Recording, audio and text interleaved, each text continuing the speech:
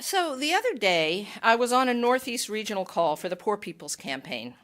A couple of things became clear to me on that call. Pennsylvania's campaign is far ahead of other states because the anchor groups of the entire national project have been organizing for over a decade.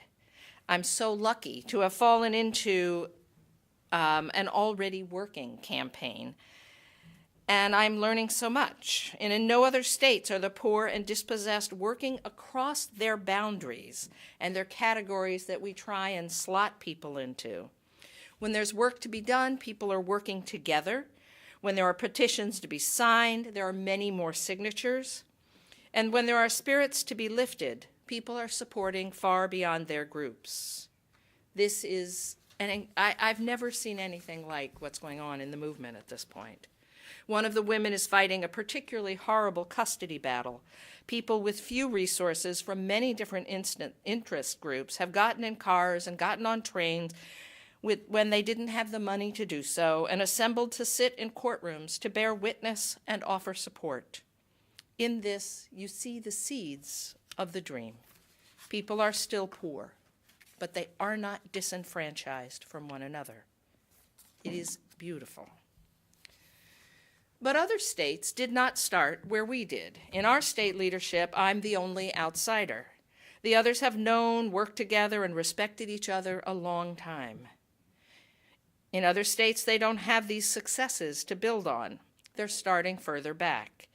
They were feeling frustrated and overwhelmed. There is so much work to be done.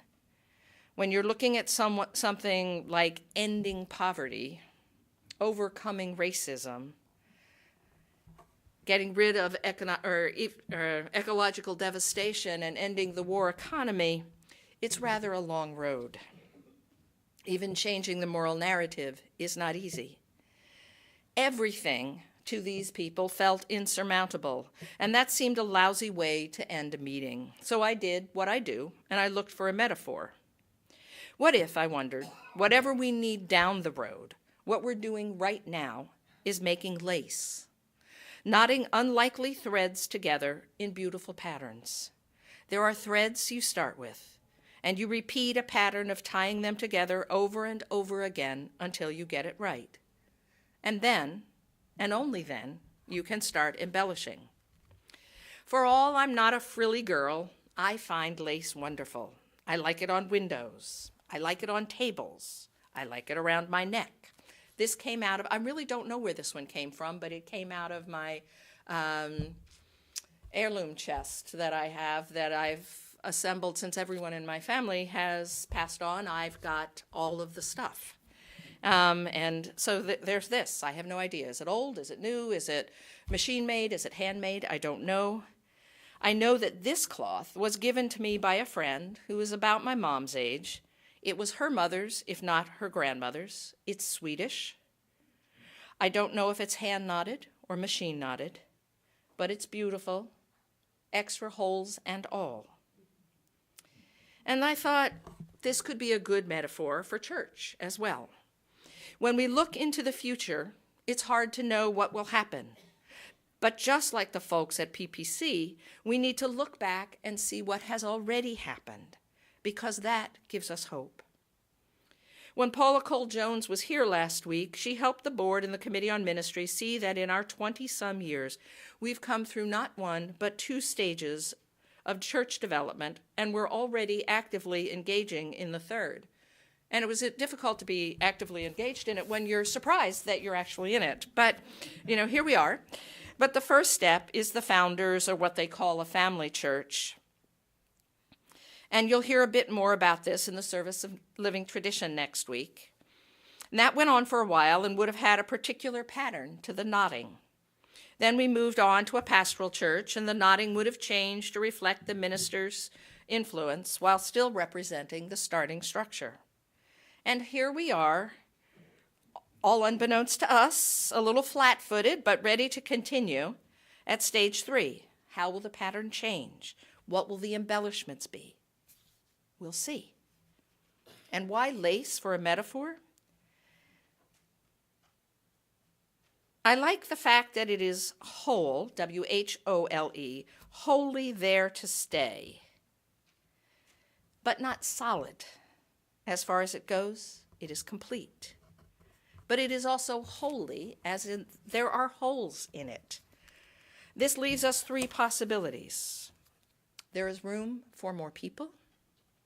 There is room for different design. There are places where new embellishments entirely can be added. Do the colors change? Are there stones or beads to be added? And then, just like the cracks, as Cohen would tell us, it's where the light gets in.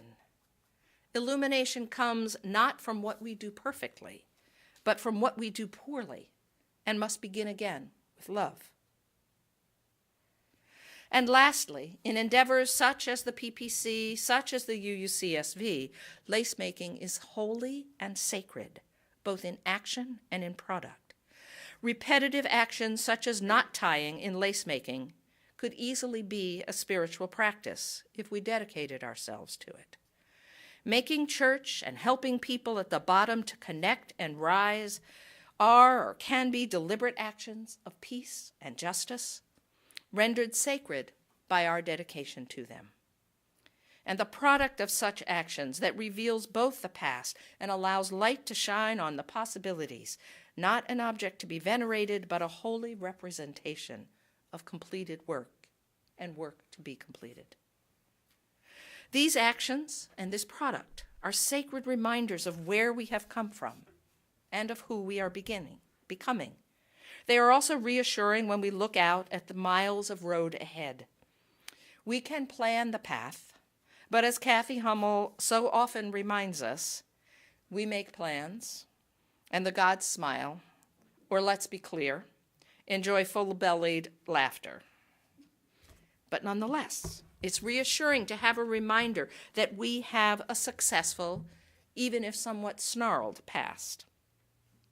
And Islam would tell us that nothing should be perfect so that the eye of Allah does not fall upon it in jealousy. And I think we've managed to make it just imperfect enough. What do you think? So I've been having all these great thoughts about lace making as a metaphor, and before writing, I settled down for a stint with my buddy, Mr. Google. I thought I'd look for poetry or songs about lace making. There's quite a bit. Sadly, most of it is either in the I was making sun while my son walked off to die in war. So uplifting. There's a lot of that from the First World War, from Bruges. Or the Madame Lafarge knitting while heads rolled kind of poems. Neither one of those were exactly what I was hoping for. But the site that had the most information was Lace in Context, by the poor, for the rich. Oh, right. While many rich women did their own fancy needlework like tatting, the volumes of lace worn by aristocrats, merchants, and religious folk, who were mostly urban, were made by poor rural women. It's pretty fascinating reading if you, like me, come from parents who adored textiles. My mom started her studies in clothing design, and Dad was a dye chemist and a friend of Jim Bason's. There was a lot of conversation about fabric at our house. Did you see that? Did it match? What were the patterns? How did that happen? How was it dyed? But there was no social context for that because back then we didn't think there was social context.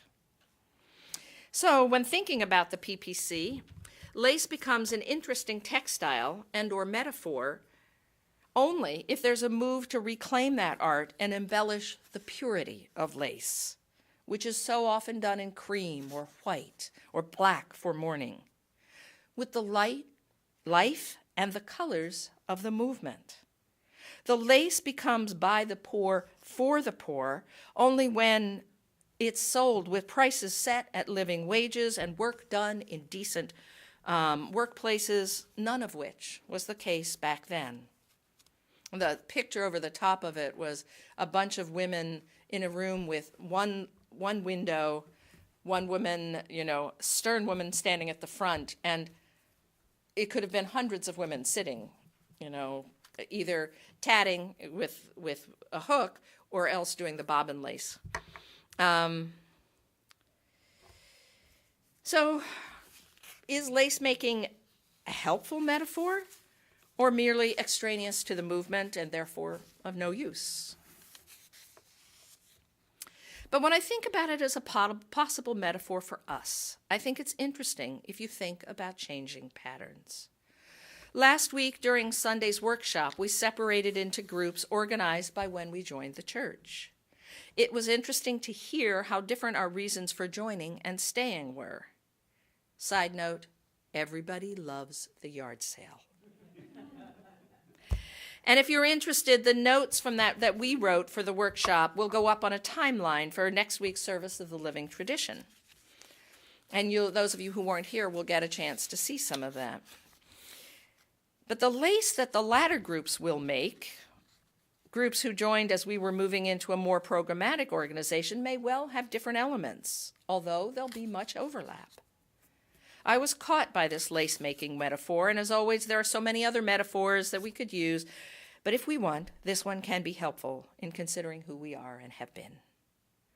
It's wonderful to have Jean Weston's large quilts on our walls because they say so much about how we started here and also about what we hold dear, how much truth remains, and how much emphasis shifts to new truths, to additional truths.